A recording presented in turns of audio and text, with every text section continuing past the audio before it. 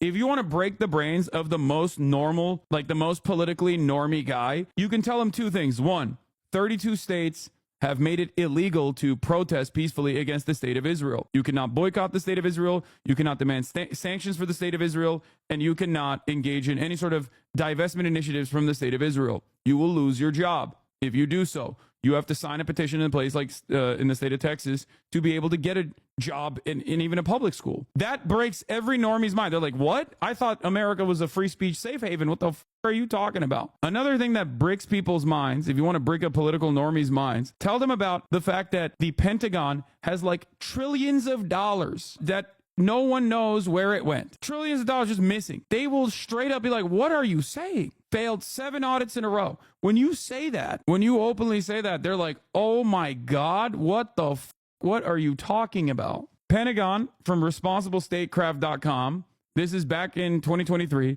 Pentagon cannot account for 63% of the nearly $4 trillion in assets. The DoD regularly buys parts and equipment it doesn't need because it can't keep track of the parts and equipment it already owns. And if you want to understand like the way that the Democratic Party operates, here's the leading progressive mainstream political commentator, Jon Stewart, a comedian, asking this exact same question. Here's what the response is. A lot of waste, fraud, and abuse within a system. Audits and waste, fraud, and abuse are not the same thing. So let's decompose then these please cases educate me on Sure. what So an the audit is difference exactly what you just described, Yes. which is, do I know what was delivered to which place? Right. The ability to pass an audit or the fact that the DoD has not passed an audit is not suggestive of waste, fraud, and abuse. Bro, can you imagine saying that to the IRS? Hey, excuse me, federal agent of the IRS overseeing my case. The fact that I cannot pass this audit that you have suggested does not mean that there is financial abuse or waste or fraud happening. I mean, we got out of 20 years of war and the Pentagon got a $50 billion raise. That's shocking to me. Now, I may not understand exactly the ins and outs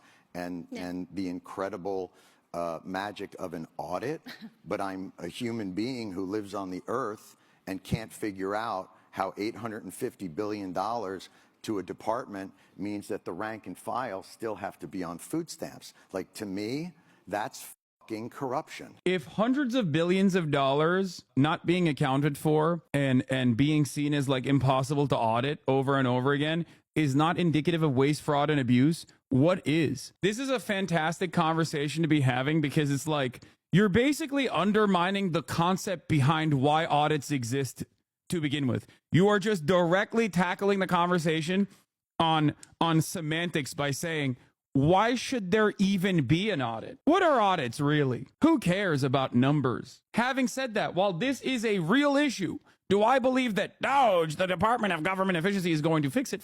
No, Elon Musk is a defense contractor. If you think that that is going to happen, you are delusional. And I am willing to be completely wrong on this. I am excited at the prospect of being entirely wrong on this prediction. But it's the same principle behind RFK Jr. They will advocate for good things and never do the good things. They will advocate for good things, but their solution is bad. RFK Jr. says we have a health crisis in the way that we consume our food. He's right about that. But his solution is going to be putting a nuke on the FDA. Deregulation is not the solution. Moral regulation and correct regulation, adequate regulation is the solution to this problem.